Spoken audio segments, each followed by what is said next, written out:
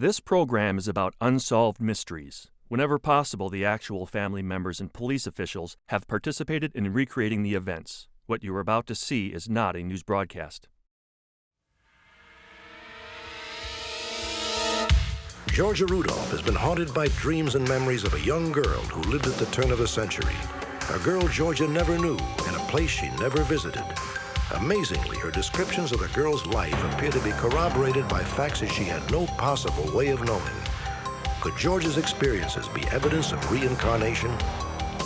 Rookie police officer Steve SANDLIN was found shot to death in the station house where he worked. Some believe he stumbled on a case of small-town corruption and was murdered.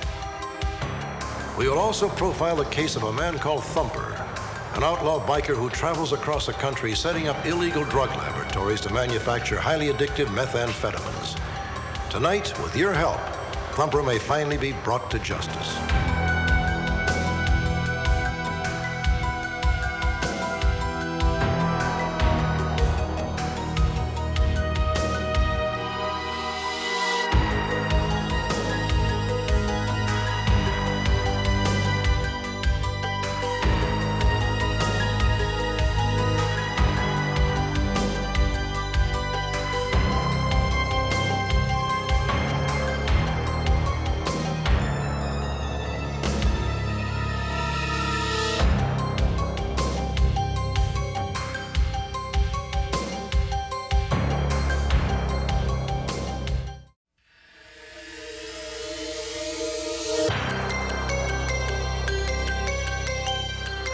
Reincarnation.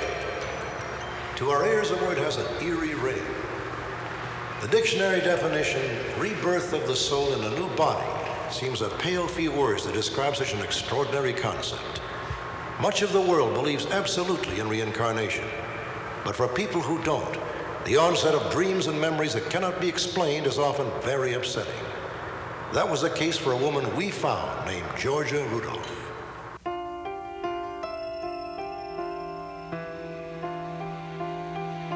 For 33 years, Georgia's mind has conjured up visions of a mysterious young girl. In one of the most vivid, the girl is with an older woman, perhaps her grandmother. In all of Georgia's visions, neither the time nor the place is familiar. There's a lot of sensation. I feel the cold. I feel the night. I smell the horses. I smell the leather. I can feel the girl, but it feels like myself climbing on this carriage and going down the road, and I can hear the sound of the horses' hoofs. I can feel the movement of the carriage.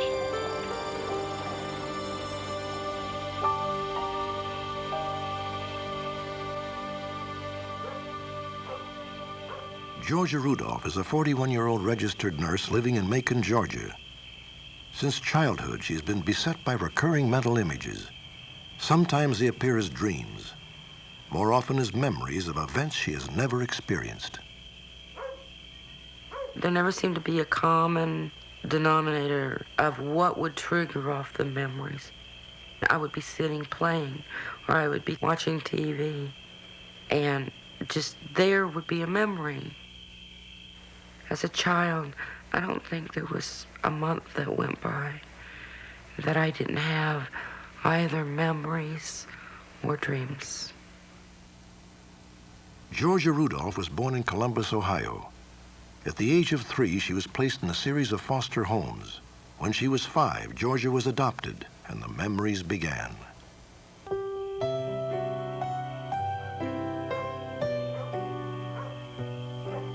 As a little girl, I was different.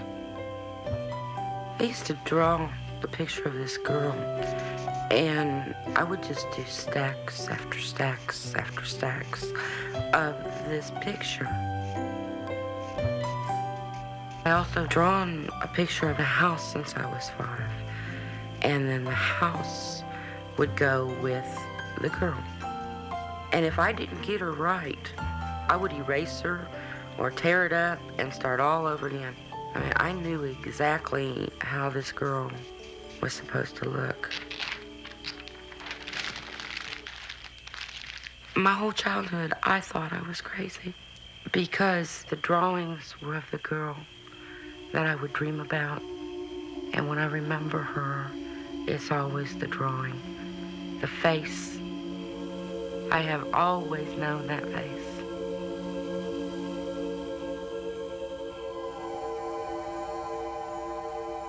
I've seen her 2 different ages. One is a young woman, 18, 19 years old. And as a young girl, probably 8, 9.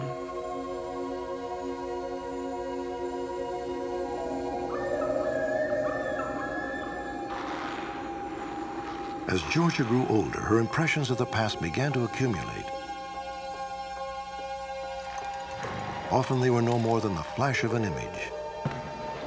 But curiously, all the images seemed to come from an earlier time, a time around the turn of the century. There were no automobiles or airplanes, but there were repeated images of old-fashioned stern wheelers, which Georgia in her lifetime had never seen. It's not like a childhood memory. It feels different. It's like taking a picture from my mind, projecting it on a screen, and just replaying it over and over.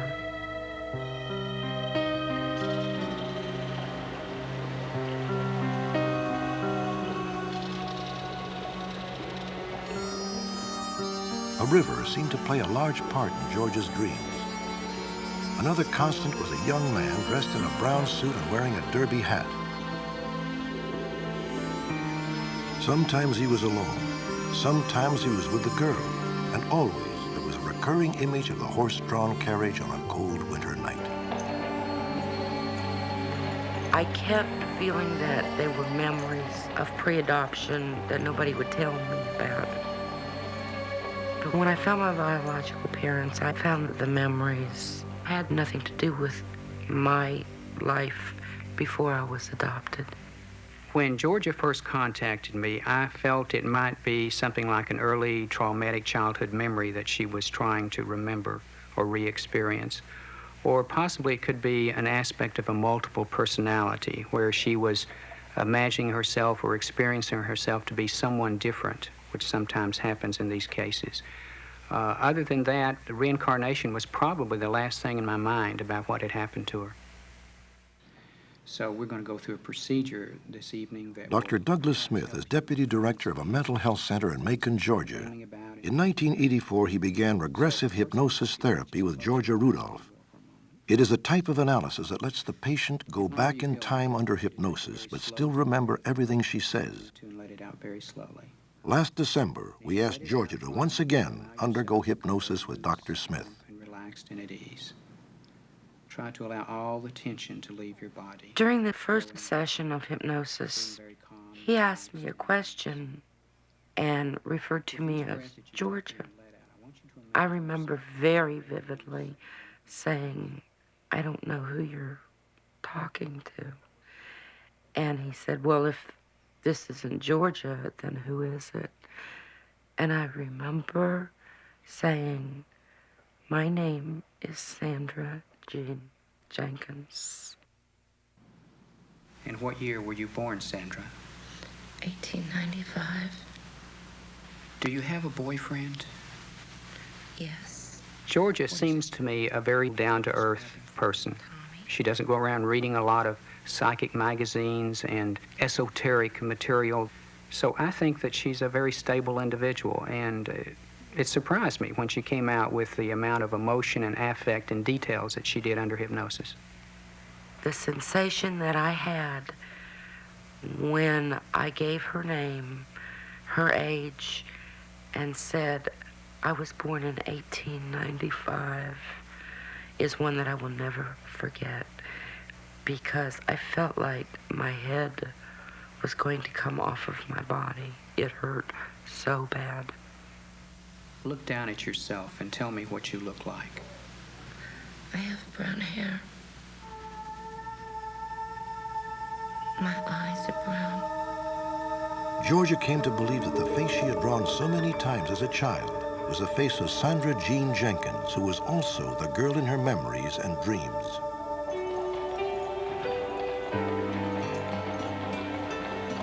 Further therapy sessions began to give detail to her images. Georgia could now clearly see Sandra Jean on a sternwheeler, which apparently belonged to her family.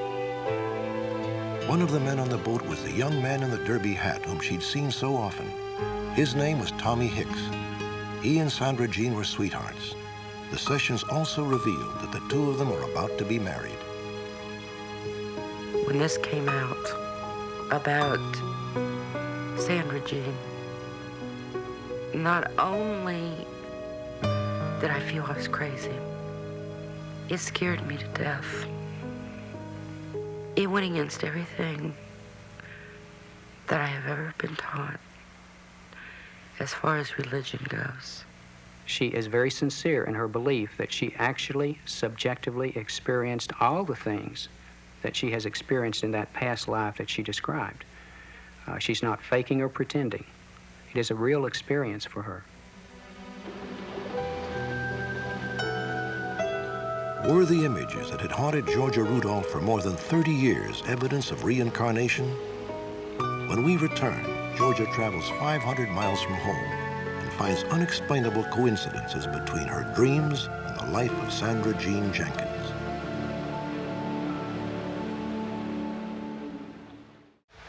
For more than 30 years, Georgia Rudolph was plagued by mystifying impressions of a past she knew nothing about. She was afraid to admit the possibility that she might be the reincarnation of a girl named Sandra Jean Jenkins who lived at the turn of the century. Under hypnosis, Georgia had repeatedly mentioned the word Marietta.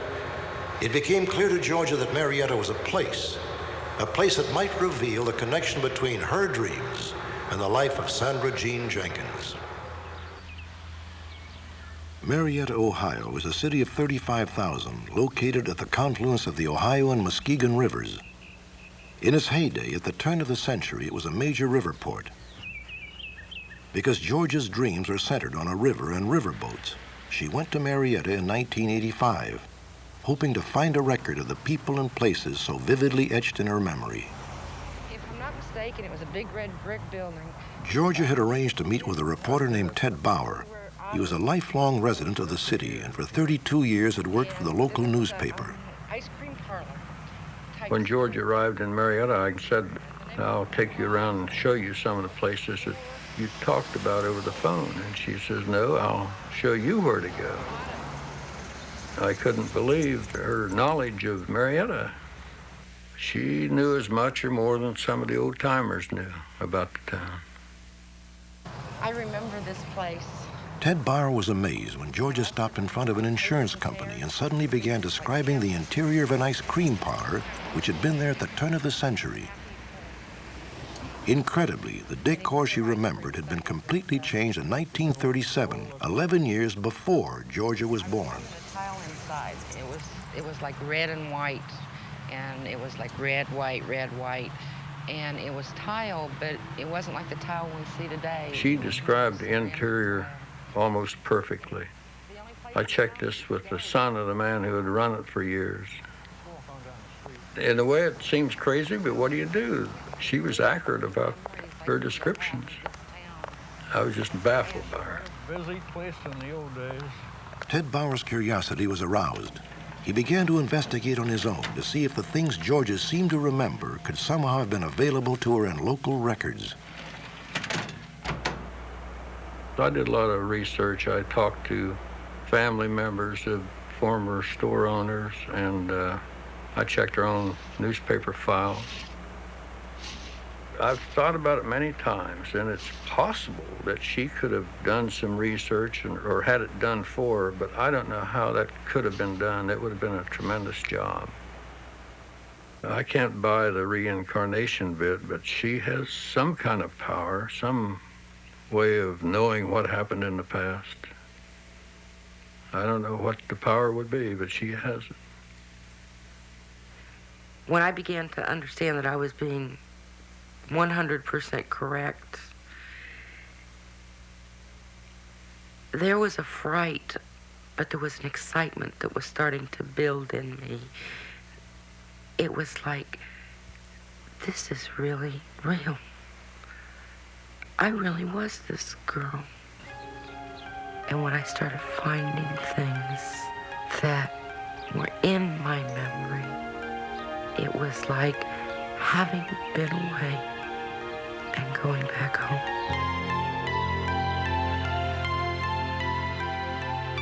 Despite her uncanny recollections, Georgia could find no record of a Sandra Jean Jenkins and Marietta. She next visited a small farming community, Newport, Ohio, 5 miles to the north. Here, too, she seemed instinctively to know her way around. The first thing I saw when entering Newport was a big gray house.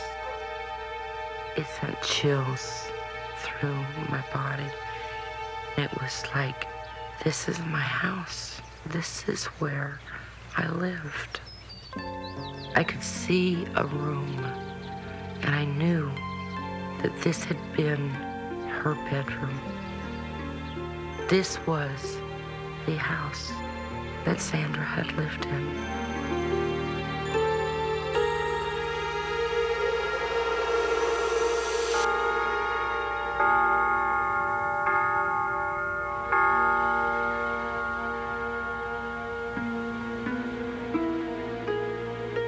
Throughout Georgia's life, a single dream had always stood out, more perplexing and haunting than all the others. In it, Sandra Jean, as a young girl, stands alone on the steps of a church.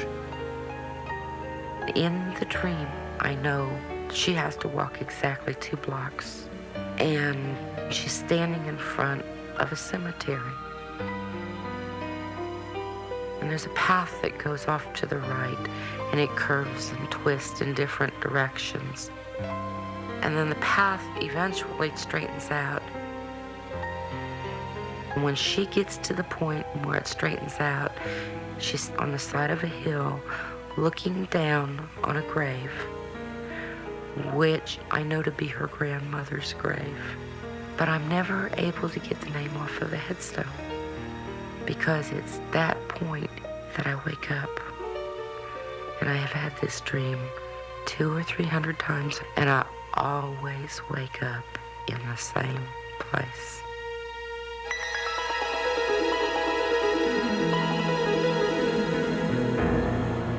In Newport, Georgia found the church from her dream.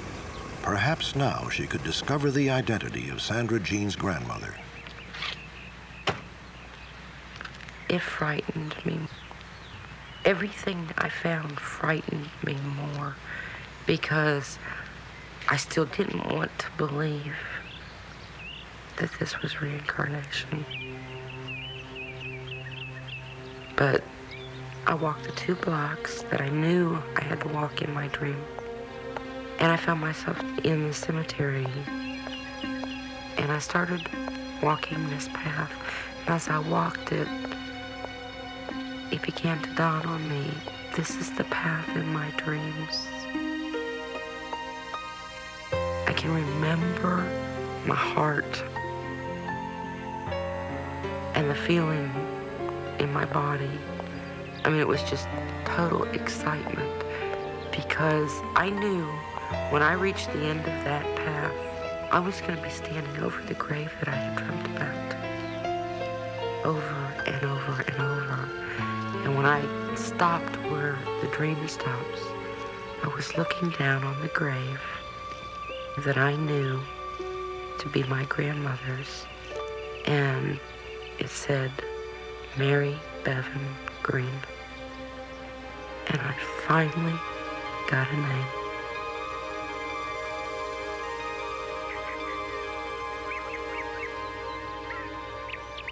The gravestone provided the missing link to the house Georgia had seen earlier. At the turn of the century, this house had been the home of the Green family. Moreover, the Greens had owned a fleet of stern wheelers which operated up and down the Ohio River. Now, the story of Sandra Jean Jenkins and Tommy Hicks came into sharper focus. I want you to allow yourself to go back a little bit further now and feel safe and secure in talking to me. I'm going to ask you a question. What happened to Tom? Tommy. Where are you? I'm in my room. What's happening? Is Tommy gone? Yes. Under hypnosis, Georgia recalled that in 1914, just days before Sandra Jean and Tommy were to be married, he was swept overboard in a storm on the Ohio River. His body was never found. Sandra Jean Jenkins was left alone and, to her family's dismay, pregnant with Tommy Hicks's child. Tommy's gone. I don't want to be here. Mama will never forgive me.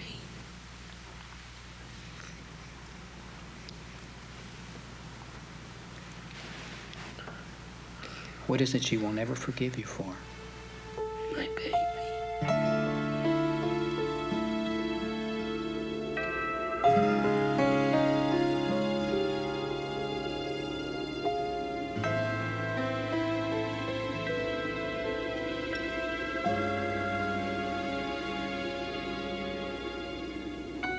I want you to move forward in time.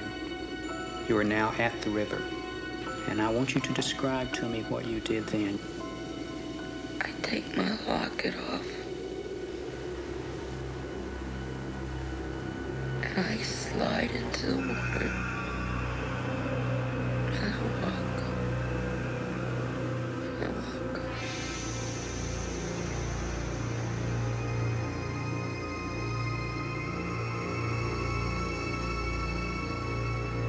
Where are you buried? They put me up on the hill. Close to the family, but not with the family.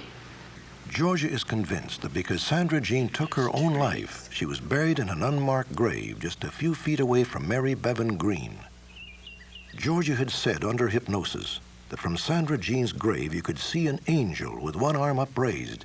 When she looked south from Mary Green's grave, Georgia saw the statue of an angel, its right arm extended upward. Georgia's discoveries in Ohio do seem convincing. But is there any real proof that Sandra Jean Jenkins or Tommy Hicks ever existed? Birth and death records were a haphazard affair around the turn of the century, and so far neither of their exact names have been found, but there does seem to be a record of Tommy's parents. When I was under hypnosis, I had said that Tommy's parents' names were Tom and Jenny Hicks. The only proof that I have that Tommy existed was that in 1906, there is a farm registered to Tom and Jenny Hicks in Newport, Ohio. Georgia also located the Green family's nearest living relatives, who provided her with what Georgia believes is evidence that Sandra Jean Jenkins actually existed. They brought out a picture taken in 1908. It's a family reunion picture. And the girl that I call Sandra, that I have drawn my entire life, is standing in that picture. It's all family, but no one knows who this girl is. There was a statement made by a member of the family. I don't know this girl's name, but I know she drowned out back of the house. In the family photograph, the girl from Georgia's dream seemed to be standing slightly apart from those around her. The photograph is accompanied by a complete roster of names. Every person is identified, except the girl Georgia recognized as Sandra Jean. Almost every culture at one time or another has had a belief in reincarnation. Sometimes I think, in fact, that it's a metaphor for man's anger over the brevity of life. In terms of whether reincarnation is a real fact or not, as a scientist, I don't know. I want proof. I'm a doubter. But as a human being, I would love to have it be the truth. I believe that reincarnation is real. But I'm not sure what reincarnation is. I know there's something to it. I have had an experience that a lot of people don't get to have. My logic oftentimes will tell me, no, this isn't real. But my heart tells me, yes, it is. Could the saga of Sandra Jean Jenkins simply be the product of an overactive imagination? Could it in fact be a reincarnation experience? The legitimate memory of a life Georgia Rudolph lived at the turn of a century? Or could it be something else? Something we can neither define nor understand?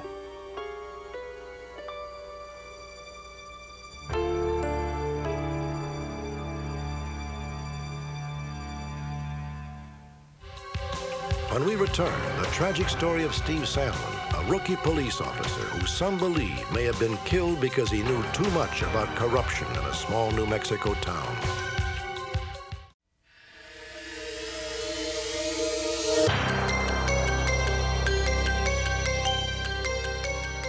Everybody who knew Steve Sandlin said he was born to be a cop. His father was a career law enforcement officer, and even as a child, Steve planned on following in his father's footsteps. Because I was a policeman, Stevie grew up seeing a uniform. He liked it. He used to wear my helmet, wear my motorcycle boots. He'd go around the house all day dressed up like a cop. Steve wanted to be a police officer, and nothing was going to do until he did it. In March of 1988, when he was 21 years old, Steve announced to his family that he had been accepted as a member of the Mountain Air, New Mexico Police Department. Mountain Air 4, 10-8. But in the early evening of May 7th, 1988, while Steve was working alone in the police station, his dream came to a violent and still unexplained end. I can't recall the exact wording by the individual that notified us, but when we arrived, he mentioned something about Steve upstairs, a gun and blood, and he didn't know if it was a joke or real or what. We had our weapons drawn. We weren't sure what we were walking into. And I went to Steve, and I remember saying to him, "Hang on, Steve. Hang on. Get him rolling, Gary." And asked him what had happened. Mountain Air 2, stand your request. He was unresponsive. He was breathing, but he never did say anything. We immediately called emergency services, ambulance personnel, and they immediately started their life-saving operation to try and save the officer's life. He was still alive at that time. Steve, come on. Steve, can you hear us? They were in the process of trying to start an IV, and shortly thereafter, Officer Sandlin expired, and he was pronounced dead by the doctor here at the scene. Steve Sandlin had only been on the force 8 weeks. His gun was found by his side, and authorities believed that the fatal bullet may have been fired from his own weapon. The cause of death was at first thought to be accidental or a suicide, but some disagreed. We all know, those of us who knew Steve, know that there is no way that it could have been a suicide or even an accidental shooting. We believe Steve was murdered, and we believe there was a conspiracy to do so. I think someone killed Steve Sandlin intentionally. I say that because there's no evidence that it was suicide, there's no evidence it was accidental, and there's very strong persuasive evidence that he was murdered and that his murder was planned. The death of Steve Sandlin has touched off a controversy that has reached beyond his grieving family. To date, one Assistant Attorney General has resigned over this case. Another, James SCARANTINO, has been fired. But in perhaps the most disturbing allegation, there are those who believe that not only was Steve murdered, but that his killer's identity has been deliberately covered up by law enforcement officials. Mountain Air is an isolated community located 80 miles southeast of Albuquerque. Despite the fact that the area is known to be a center for the cultivation of marijuana, the town's police department consisted of only 4 men. When Steve Sandlin began working for the police department, he was enthusiastic about his new job and often worked during his off hours. Stevie really enjoyed the job at first. He'd laugh and talk about it, everything that he did. However, toward the last, his attitude started changing. I don't know exactly what the change was. Steve just started saying that things wasn't like he thought they would be. Something was wrong. The afternoon of Steve's death, May 7th, he had returned to the empty police station after a disagreement with Chief Carson over some traffic tickets he had written. What I told Steve was, Steve, slow down, son. You can't catch everybody. That's not your role. We don't want you to burn out. We don't want you working 16 or 18 hours a day. Just take it easy. And he seemed a little down about that. He wasn't chewed out. It was just a conversation. Hey, Shell, how you doing? By 7 o'clock, Steve was alone at the station and spoke with his girlfriend, Michelle, in nearby Bosque Farms, New Mexico.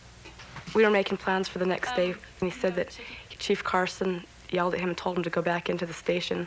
So he was kind of mad about that, and he said if they wanted him to be a security guard, that he would sit up in the station and be a security guard. And while I was talking to him, I heard a lady's voice come in, and he muffled the phone, and I couldn't hear what it was said, but it sounded like he was getting loud and like she was yelling at him. And he said it was no big deal, and then he said he had to go. Approximately 45 minutes later, at 7:45, Chief Carson received word that Steve had been shot. I saw no evidence of any confrontation, no other shots fired, nothing. And from an average person's point of view, it was apparently a suicide. Oh, there is no way. Steve loved life. He was happy. He was doing what he always wanted to do. That was not Steve. Chief Carson believes that if Steve's death wasn't a suicide, then it was accidental. There was information that came to us that he was prone to play with his gun. I can see the possibility that perhaps he was playing with his gun, and I think that that probably is the strongest possibility in Steve Sandlin's death. The possibility of it going off is tremendous. Maybe a few years ago, Steve would have played with a weapon, but I don't believe he would have played with it in this particular stage of his life. Let's look at the gunshot wound. The results of Steve's autopsy were inconclusive. Some believe that the gun may have been as much as 2 feet away from Steve's head when it was fired, an unusual distance for a self-inflicted wound. Secondly, there were only insignificant traces of gunpowder found on Steve's hand, an unusually small amount if Steve had fired the fatal shot. Despite this information, the Attorney General's office refused to rule out suicide. Dissatisfied, Steve's family conducted their own investigation. I feel that Stephen was murdered. I feel that he was murdered because he knew too much about something. Steve's death was a homicide. I think they killed him to keep him quiet of something he may have known that was going on down in Mountain Air.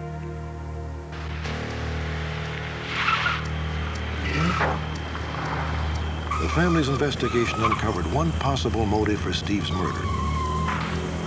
After only a few weeks of active duty, Steve had begun to patrol alone and would sometimes wait outside local bars in order to apprehend drunk drivers. Sir, I'm gonna need to see your driver's license, please. Sir, you're gonna have to step out of the car. Put your left hand outside and open the door from the outside. Come out, shut the door. On the night of April 11th, just 1 month before his death, Steve arrested a local resident and made an important discovery. Is this yours?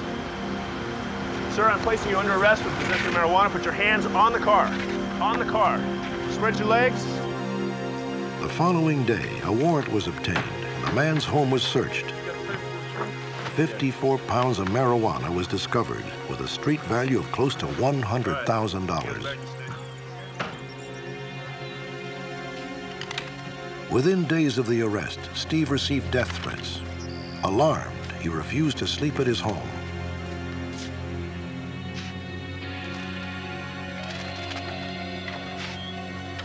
There were a number of death threats. I didn't dismiss them However, it wasn't possible to trace these threats, mysterious phone calls, these kind of things.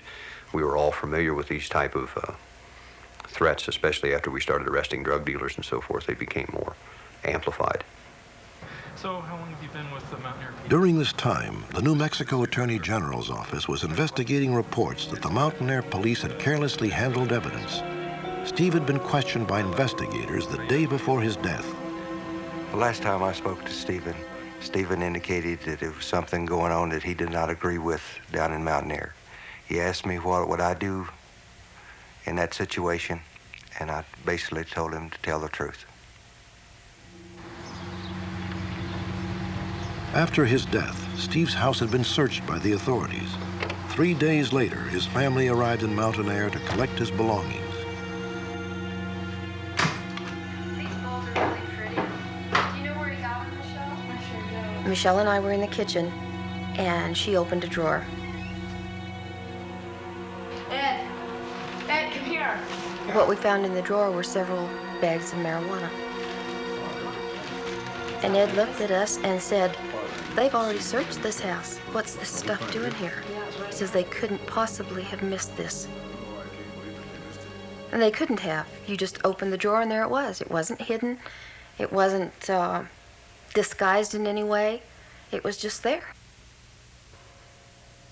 The only reason that I could think of it being there was someone had made an attempt to make Officer Sandlin look bad, or possibly the police department look bad.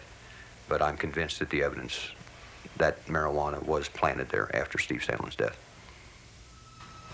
Steve always recorded his traffic stops on a small cassette recorder. In her search, Steve's mother discovered that all of these mini cassettes were missing. What happened to these potentially incriminating cassettes? And who put the marijuana inside Steve's home? This whole case is like a big spider web. It has tentacles. You know, you go one direction and there's 5 more places to look.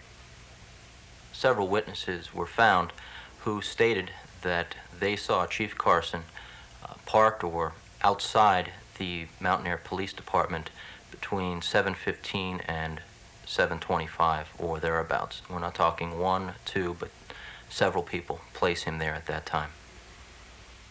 Anyone who would make the statement officially that I was in the area or here at the police station anytime between 7 and 7:30 is a liar.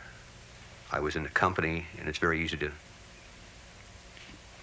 analyze where I was. I was in the company of 200 to 300 people at a public function at the Mountain Air High School, and there are a number of people that I was there with and spoke with that can place me there at that time. There are many disturbing questions involved in this case. If Steve was murdered, why was he killed inside the police station? Why was marijuana discovered in his house after a thorough police search? And perhaps most importantly, do Steve's fellow officers know more than they are telling about his death? When I was offered the opportunity, when I had the opportunity, I did agree to take a lie detector test for the Federal Bureau of Investigation. Their questions about the Sandlin death were very specific. I was more than happy to do that, to get the opportunity to do it. I spoke with Director Nelson, with the special agent in charge, Nelson in Albuquerque, after that polygraph was given, and his official statement was that the Federal Bureau of Investigation has no reason to believe there was any attempt to deceive them on my part whatsoever. I don't know if it's cronyism. I don't know if there's other people involved. I don't know, and no one's telling us. That's the main frustration, is that there are things that we know and can't understand why things are not being done about them.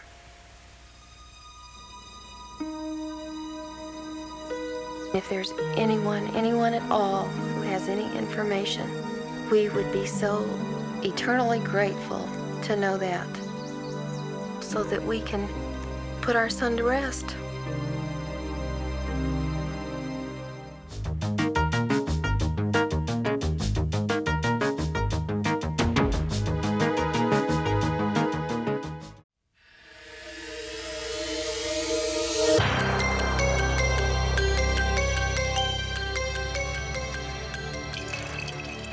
Today, one of the front lines on the war on drugs is inside illicit laboratories such as this. Using commonly available chemicals, the operators of these small mobile labs manufacture the highly addictive methamphetamines known as meth, crank, or crystal. Tonight, police need your help in arresting one of the most notorious of these meth cooks. According to investigators, he has masterminded the construction of methamphetamine labs across the country. His normal mode of operation would be to have any one of his cronies set up a lab for him, just basically have all the chemicals and all the necessities on hand, so when he shows up, he would not have to do any manual labor type operations. He just gets right to the cook, gets it done, and gets out of the area and takes his rewards with him. 34-year-old Jonathan John Brown, also known as Thumper, is a charter member of a motorcycle gang known as the Hessians. Currently, he is a federal fugitive with outstanding warrants in California, Tennessee, and Oregon.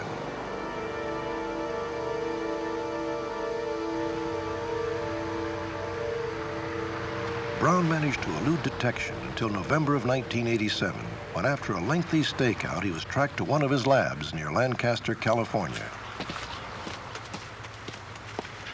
On this particular day, we observed Jonathan John Brown carrying 6 5-gallon containers of acetone. He had about 30 gallons of acetone, which is quite a sizable amount. And by the fact that he had such a sizable quantity would indicate to us that this was a sizable meth lab. As Brown pulled away in his truck, police closed in. Come on! Hands to the roof! Move faster! Come on! Feet back! Way back! He told us that the acetone belonged to another subject and that he was merely delivering the chemicals. Thumper was arrested and booked temporarily on charges stemming from his possession of a small amount of methamphetamine and for some outstanding traffic citations.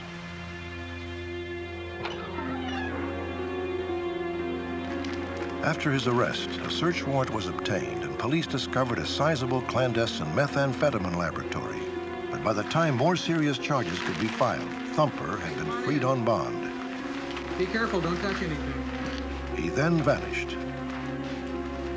Methamphetamine on the street coming directly from a lab would sell for approximately $10,000 a pound. They could have very easily produced anywhere in the neighborhood from 50 to 100 pounds of methamphetamine finished product from this location. For photographs, let's start with overall. Police estimated that with the chemicals on hand, this crude lab could have manufactured amphetamines with a street value of between $1 and $1.5 million.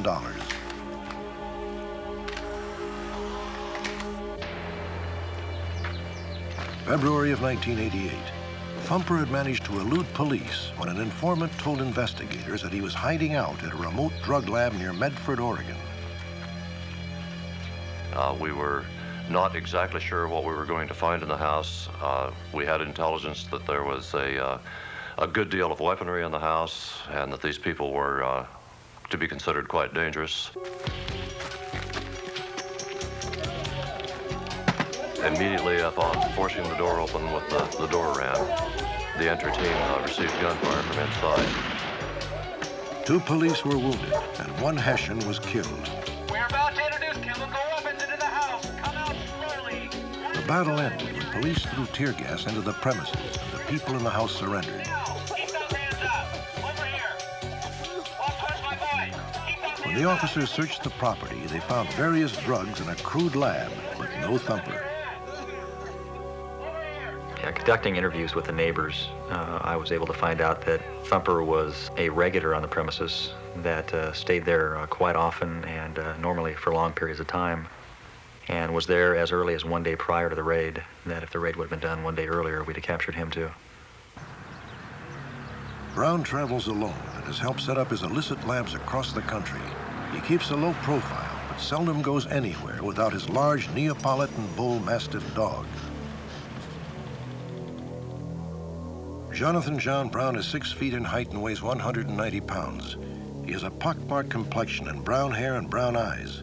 He also sports several distinctive tattoos. Both arms feature an iron cross behind a skull with a knife through it, and one on his chest reads Hessian's West Coast.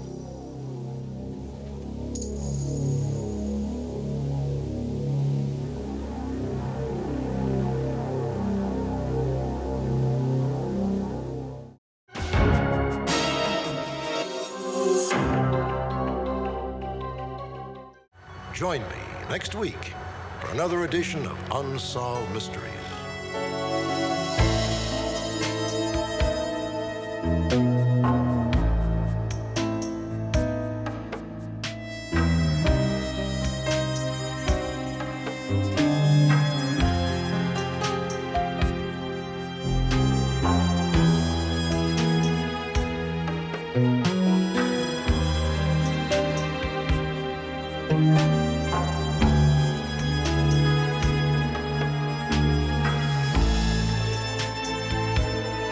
Thank you.